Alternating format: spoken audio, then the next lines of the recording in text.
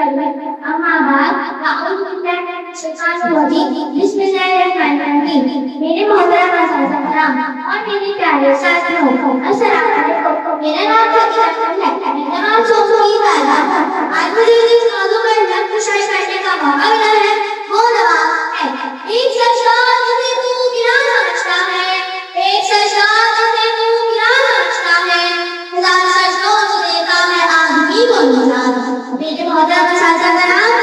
اللہ تعالیٰ نے فرمایا ہے کہ بے شک کامیاب ہو گئے وہ مومن بے شک کامیاب ہو گئے وہ مومن جو اپنی نمازوں میں خشوع کرنے والے ہیں آپ صلی اللہ علیہ وسلم نے فرمایا ہے کہ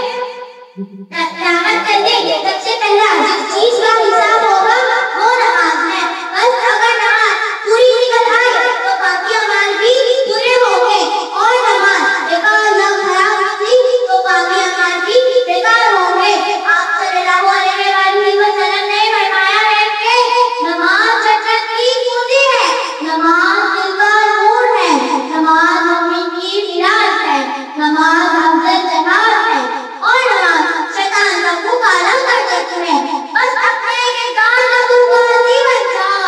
بس اپنے کردار کا تو قاضی بن جا